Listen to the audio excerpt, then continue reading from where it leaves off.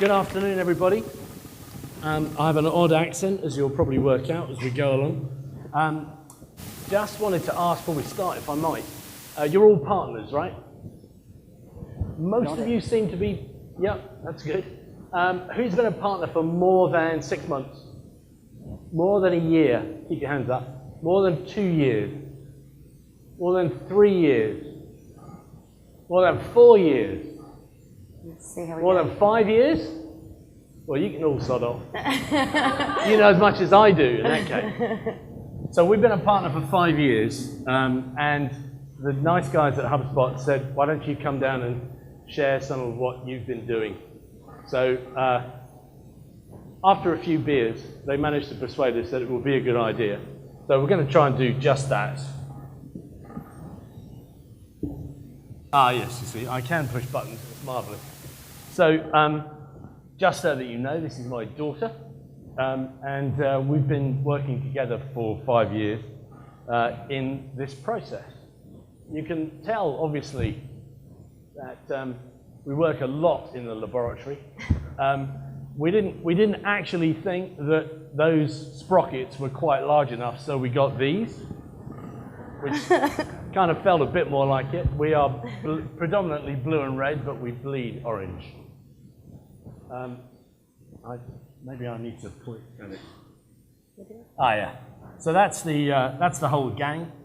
We're now 22 people after 5 years, which I suppose you might call steady growth. And you might enjoy this. There's an English element to it, I guess. It's a blog that I started at the beginning of the year. It's a series of weekly blogs on the topic. And you might not spell bollocks in that traditional fashion. We felt this was just slightly less expensive. Well, offensive. The would be. But certainly, we hope it's memorable. Please, we're currently at week 44. And once we've done the whole lot, we've managed to persuade Wiley to produce it as a book. So I'm plugging my book, as they say. What a joy to be able to do so. That's what we're going to talk about. I'm expecting you can all read, so I'm going to try not to do any more than that. That should, I hope, cover it. I'd like to keep the questions that are heckling until the end, if you would. But there should be, if we've timed it right, 10 minutes to work on at the end. So that's the premise. You've been working really hard. You've done the deal. You've actually got the PO. They've signed the piece of paper. And at that point, you have to ask yourself, what do I do now? There is quite a lot to do. And those of you that have been at it for some time will appreciate that you've got to organize and put into place just a mind-boggling array of different things if you're going to make this program work on behalf of your client. So what's the first thing that you're going to do? We find generally, if you get your hand upside alongside your head, that kind of really, that's how panic works really well. And if you run around, that's quite good, that's quite reassuring. Once you've got that out of your system, you should, in effect, consider that this is what you're stepping into. Now, those of you that are familiar with software implementation life cycles, this is what traditionally it looks like. Now, the point up there, point of sale, that's the euphoric bit. It's a point that's seldom reached again, but it was the point that you all drank champagne together and agreed what a really bloody good idea this whole thing was. And your job is to try to get back up there as quickly as possible. You probably will never do it, but if you can get back up into the middle there, you're doing damn well. And what you've got to try and avoid is this bit at the bottom. It happens, as shit happens, but preferably you can do this. You've got to appreciate that that is going to happen. You've got to appreciate, therefore, that you've got to be able to deal with that. And what we're going to talk about are some processes and procedures, a bit of methodology that should help you along the way. So fundamentally, keep calm, get planning, have a nice cup of tea if it helps, and move on to program planning. That'll be me, will it? That will be you. Thanks very much. So, as Bob said, there's a huge amount to get done, and if you're going to keep that client happy, and if you're going to get the program rolling as quickly as possible, planning is your absolute best friend. There's a huge amount that needs to get done, breaking that down into stages, understanding what needs to happen to prepare yourself for the program launch, to implement HubSpot successfully, to launch your new website, HubSpot implementation, and then a phase that we refer to as business as usual. So again, I refer back to this delightful slide of all the shit that you have to get done. The main thing that you really need to do is sit down and structure that into key core stages. There is a lot there. What you need to do is get the client focused on the immediate. They love to get very excited about pieces that sit in that launch and business as usual phase.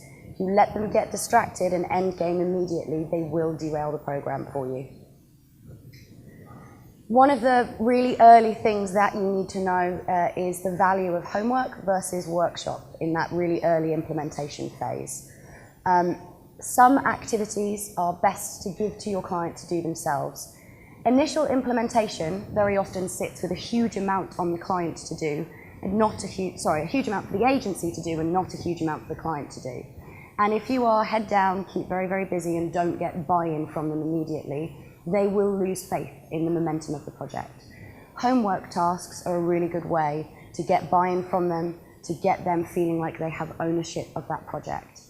But there are some activities where you do need to see the whites of their eyes and everyone sit in a room and brainstorm together. So understanding your buyer personas, discussing your keyword pieces, your initial content planning, all of those work really well in workshop environments. Things like understanding technical implementation pieces, set homework as and when you can and work out those processes for you and your organization. One of the pieces that you need to do as soon as possible in that early stage is to make sure that you have full buy-in from sales and marketing. Quite often during that sales environment, you will have spoken to a marketing department. You will probably have spoken to senior business decision makers. Getting sales buy-in from day one is essential. If they have a concept of an MQL and marketing has a different concept of MQL, you're just going to get kicked back on the leads. They're not going to believe in the program. Also, sales are going to be a really valuable place for you to get content ideas from in the program. They are the ones that are dealing with prospect problems and client problems. Use them, get them bought into the marketing program, and you will have a far, far happier engagement for the rest of your relationship. During this face-to-face meeting, you want to make sure that you've got senior salespeople, senior marketing people, and senior business owners in the room. The checklist that's on the screen right now are all of the elements that you have to make sure you understand from ground zero. Think of it as a Monopoly game. If you don't get past it, you don't get £200, you can't pass go, you have to go back around again. And make sure that all of these are super clear to everyone in the room. That includes you and your agency team as well. So, timeline planning is an absolutely essential piece. We've talked a lot about the tasks that need to get done and we've broken them into phases. You have to set timeframe expectations. The biggest thing after someone buys HubSpot, implements it, is that they want leads and they want the program up and running now. We all know in the room that that takes time to do. So keep it broad brushstrokes and build out a project plan and timeframe. Get this in front of your client. Get it agreed, get them understanding that there is phase one activity that has to take place first. If you're working with other stakeholders, there may be other agencies involved, they may be doing a lot of the work themselves. Color coding this to have a really clear understanding of what you're doing and what they're doing is a really good piece to get done at this point as well. Once you've got your broad brushstrokes, then we get down into the nitty-gritty tasks. For you as an agency, you know that there are 101 things to do in each of these individual categories themselves. So this is where task management is going to be your friend. For anyone in the room who doesn't have some form of task management set up right now, the best thing I can tell you to do is go away and get this sorted. Trial and test some tools. There is no one platform. Obviously, we were in some of the keynotes yesterday. HubSpot have started to release their own project management tools as well. Get in them, get used to them, find something that works for you. One of the things you'll realize is that task management for you internally and task management to play back to the client are potentially two different things. You and your team need to know all of the nitty-gritty detail. You may not want to be playing all of that back to the client, which is sort of what brings me into tasks versus deliverables. You guys are focused on the tasks that need to get done. The client needs to know about the deliverables that they will be receiving and achieving. And tasks are usually the stages of completion of an individual deliverable. So as you're working out how you report back your activity to the client, bear these two conflicting factors in mind and work out how you want to message that. It's context to your activity, and without that context, they won't see value. The final one is that Gantt charts are very much your friend. Now, I'm going to skip a slide and everyone's going to get their phones up very quickly. Yep. This is one of our Gantt charts. I'm not leaving it on the screen for too long because we spent a long time building those, so go away and build your own. But it's effectively, it should be all of your task activity and all of your time frame activity. You may want to keep this as a live document. We color coordinate them as we go. Green for completed, yellow for in progress, red if something's stalled along the way. Find out what works best, build it out, and keep those processes consistent across your business. So the next piece is the power of the kickoff meeting, effectively. You have to make sure that early on you get face-to-face with your client if it is at all possible. I understand for some people in the room, geography means that this won't be as straightforward as you'd like. Make sure at the very least you're doing it in some form of video context. You need to be able to see the whites of their eyes. You need to understand who is going to be involved in the project. Not everyone involved in the implementation will have been involved in the sale. So make sure that you understand how involved they plan on being, the level of detail they're anticipating on getting, and work out their level of buy-in and understanding to inbound as a concept. Because there may well still be some education and evangelizing that you need to do in the early stages of the engagement. Okay. So during this face-to-face kickoff meeting, you need to make sure that you're recapping all of those core deliverables and metrics that you plan on achieving together. Make sure that you've agreed and re-reviewed that content planner and that program planner that you've built, and make sure that your fundamental metrics and goals for the program are recapped, agreed, and nodded, and ticked and signed, however you want to do it. Everyone in the room needs to understand them. The other really important thing to try and figure out as soon as possible in the engagement is approvals process. Approvals can be the number one thing that completely slows down or derails a program along the way. Whether that's content sign-off, whether that's program activity sign-off, you need to understand who their internal stakeholders will be. Decision by committee will be a disaster for you. If there are a lot of people in the client organization that need buy-in, find one internal stakeholder and make sure that they know it is their responsibility to keep things moving and keep things on track. Technical setup. This is a piece you have to address, but do not get bogged down in it in that initial face-to-face meeting. It is the piece that everyone's very intrigued about, they have all the questions about, but realistically, that's why they've hired you. Understand who the stakeholder is in that meeting, who you're going to be getting that information from, and then this is a really great place to use homework tasks afterwards. We have an implementation checklist of web access and social media owners and all of the above. Share those as homework tasks, but make sure you set the agenda as to why this is important first and foremost. I think we come on to content. Yeah. Okay. So I think you probably guessed who does all the work around here. And I was getting fed up with standing there looking pretty. So... I'll stand over here then. Okay. Buyer personas. The one thing that, if you're working with your HubSpot rep, that they've been pushing down your throat is buyer personas, and more buyer personas. So you've got to map your content. You have to work out what content you've got and how you're going to engage that with your clients, prospects. It's a job that's got to get done. We've just been doing this, funnily enough, for Google with 250 documents and videos that they have. It's a nice name drop. That's a good name drop, yeah. And there's a degree of, I don't want to say tedium, but certain necessity in getting this into place. But it's one of those things that's got to get done. Once you've got it mapped and you know what you're looking to create, then you've got to find the actual content. Now that's where it moves from process to creativity, which is what you're all about, right? You're all marvelously creative, aren't you? Yeah. But actually, fundamentally, it's about getting the client to be creative.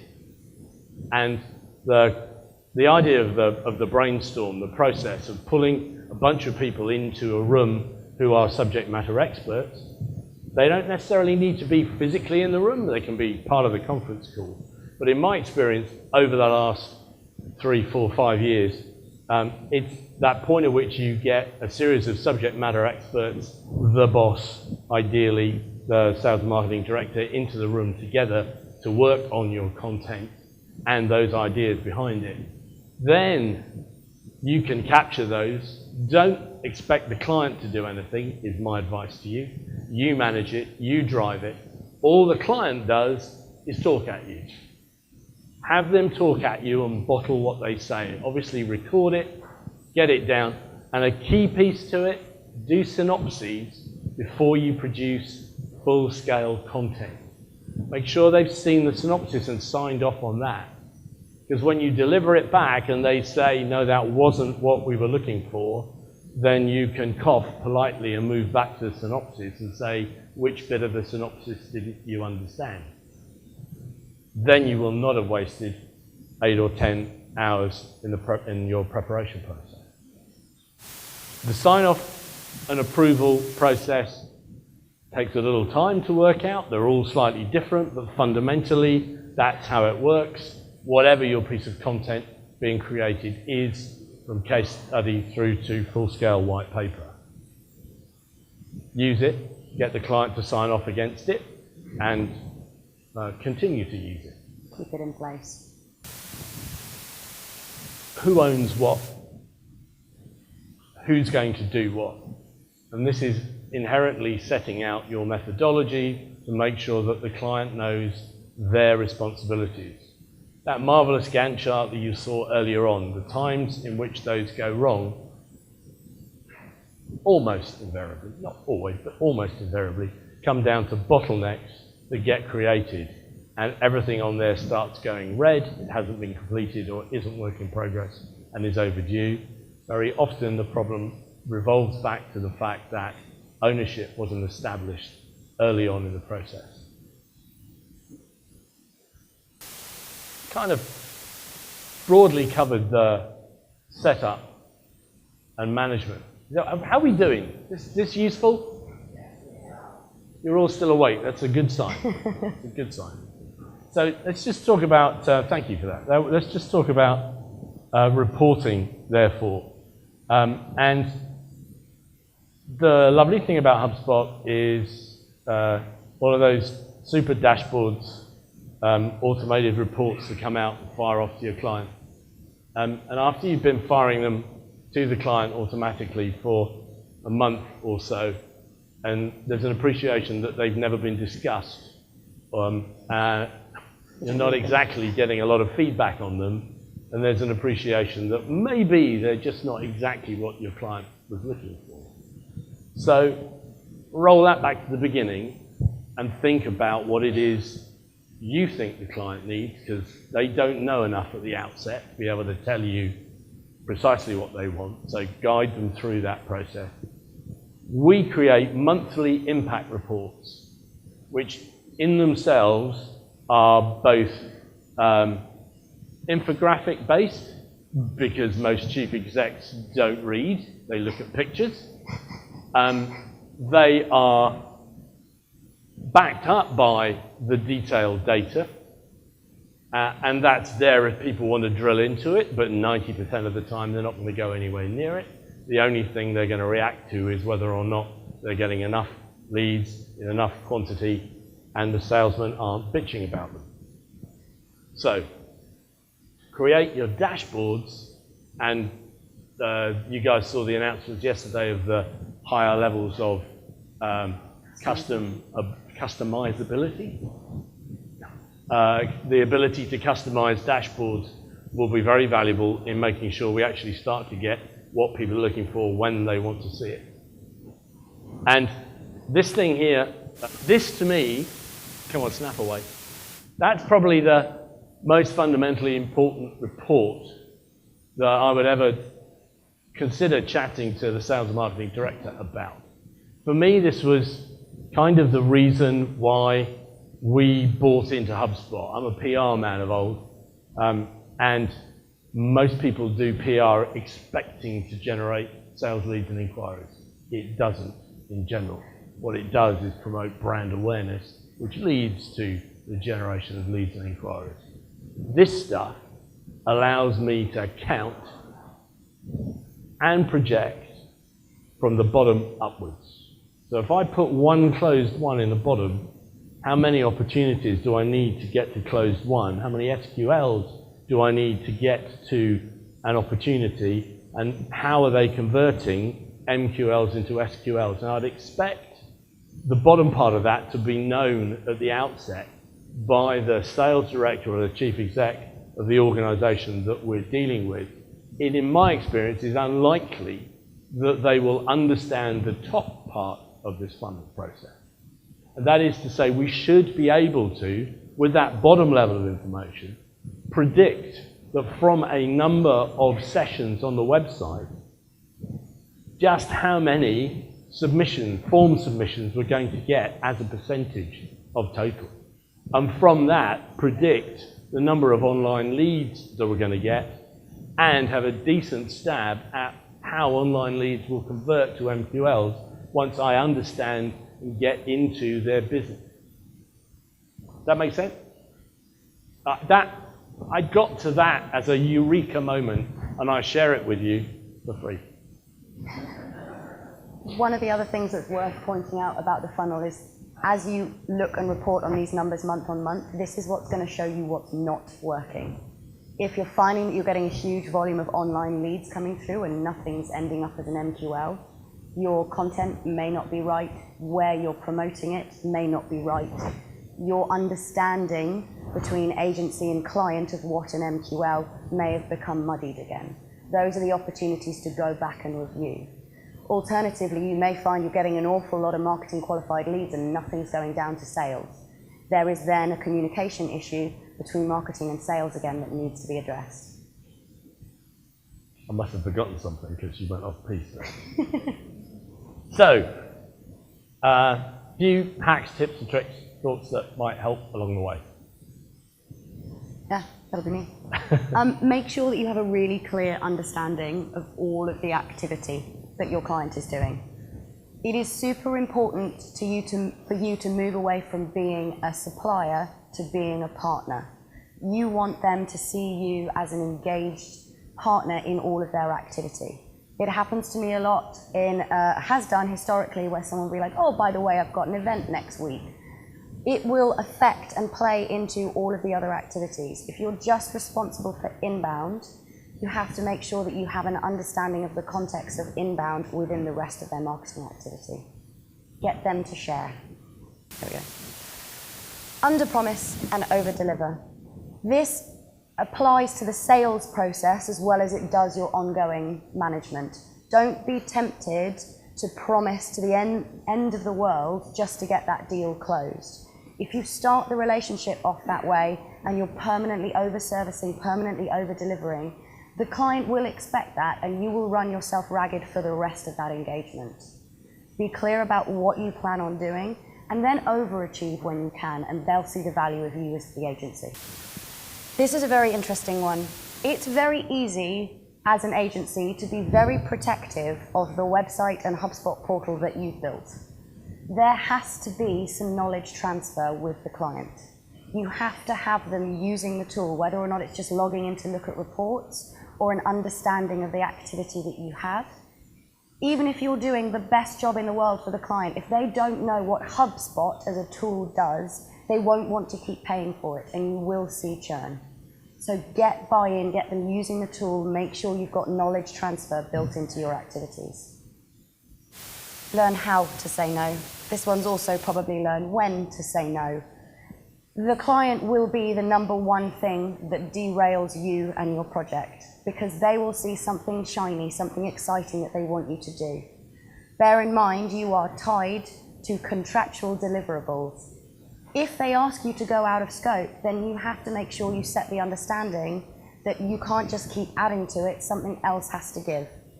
You have to be flexible with the engagement because stuff happens all the time, but just make sure you're being very clear about the outcome of picking up or changing methodology along the way.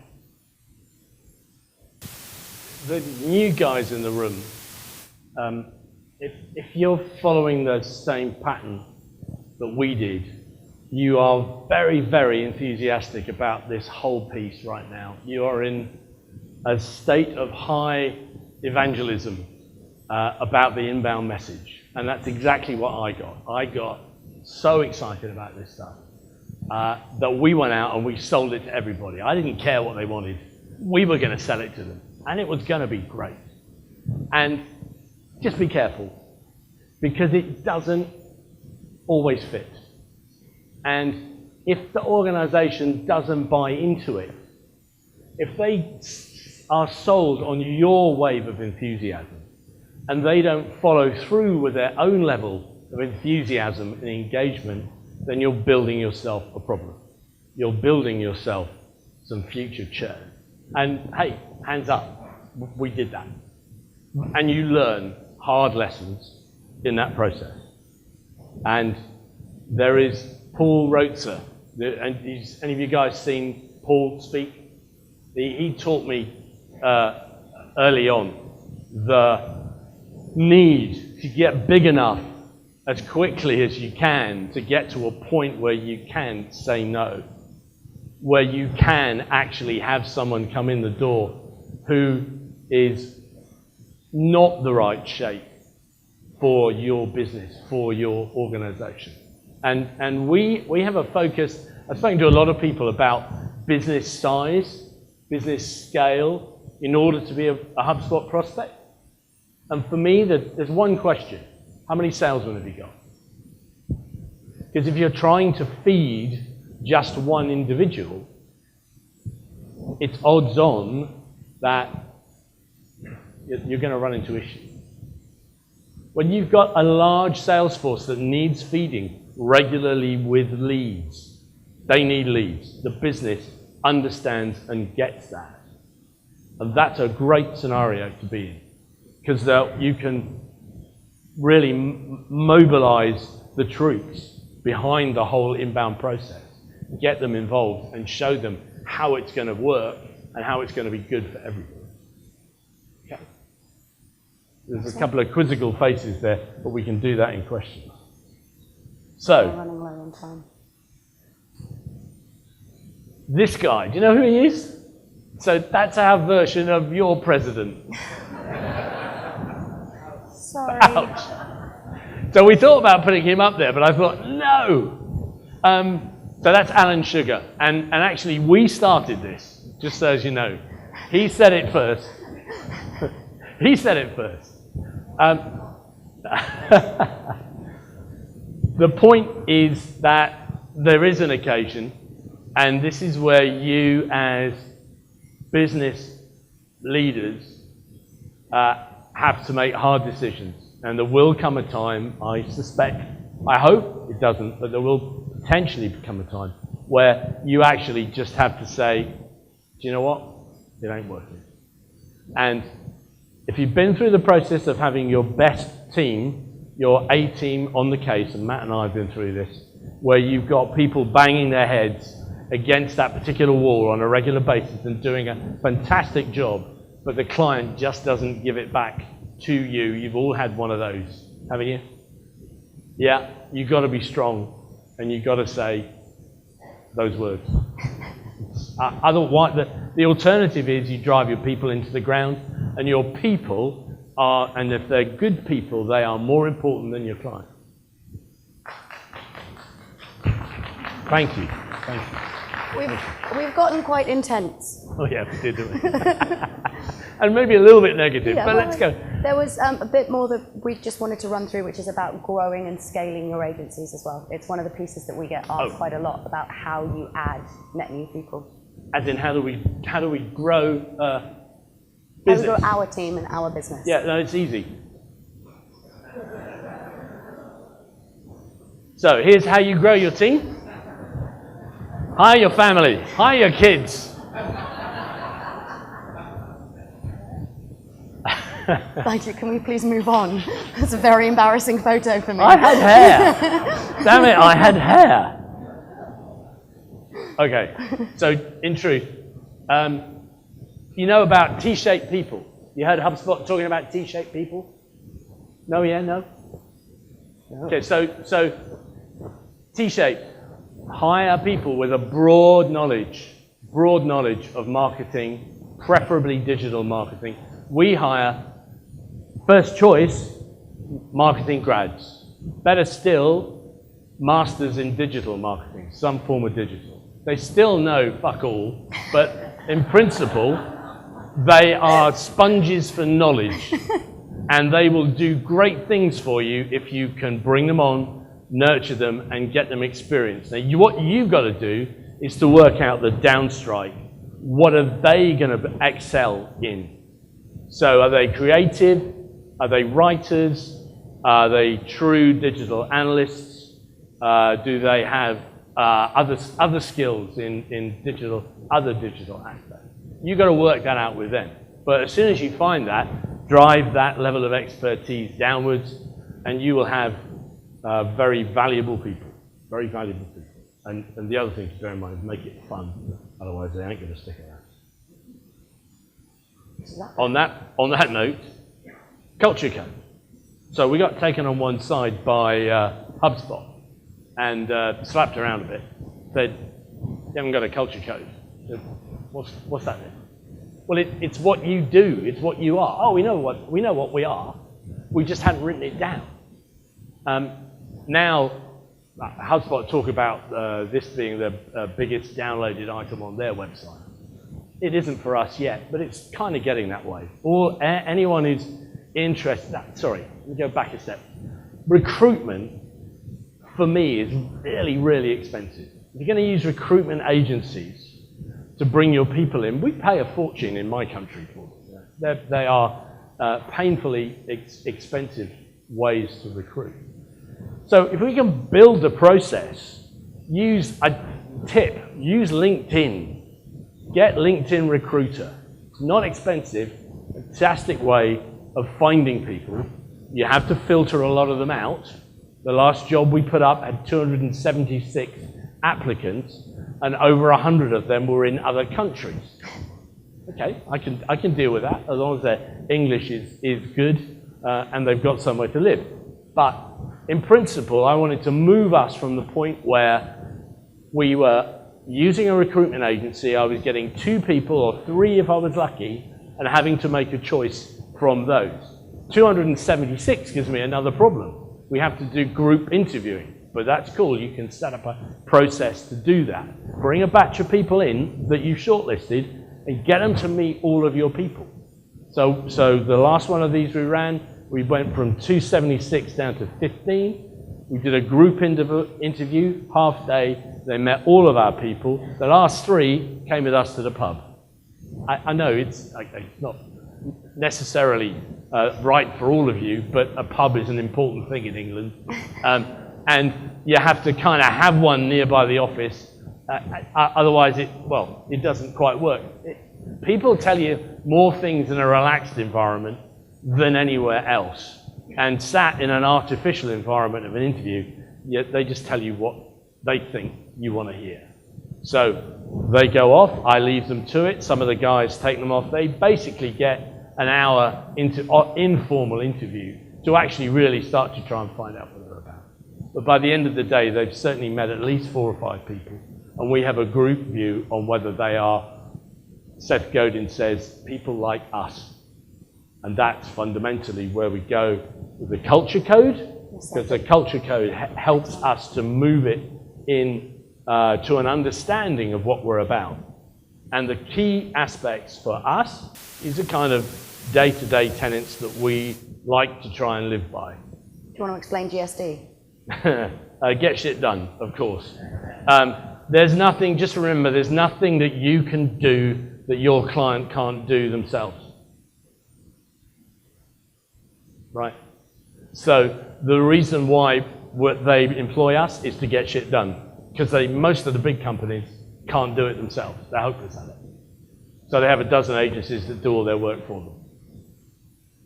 You're all partners, right? But as fundamentally, right? I would say think hard, do it, and optimize it. That's our fundamental axiom that comes out of those particular points. Oh, and one more. So, just a small. So this is Seth Godin's thing. People like us. So I want fundamentally to have people in the business that aren't assholes. Why? Because you can't train that out of people. But if you can find people that aren't, you can train them to do, particularly if they're young and enthusiastic, like, you know, average age of our team is 20-something, if you take me out of the equation. But the addition of the net new was a conversation with Halligan, actually, which was on the basis of they appreciated after a while that they had, you got some in the business, you can't get, you're stuck with those. In my case, you're stuck with at least one. Yeah. That's you. Yeah, this is just my final one, which is, did everyone go to the partner kickoff yesterday? Was everyone in that room? So there is a huge amount of internal training resource that HubSpot have made available to you. I think it's a given that everyone here should have everyone in their agencies at least inbound and HubSpot certified. The one that I will say is that anyone who is client-facing in your organization, get them to take the partner certification. It's got a real wealth of information. It talks about client conflict. It talks about understanding and building and being bought into the business you work in. There are a whole host of others. Your team will need constant learning and constant training, predominantly because HubSpot changed their product every 15 minutes. So you have to keep up to scratch. So keep learning and keep going with it. And I think that's us. Thanks very much.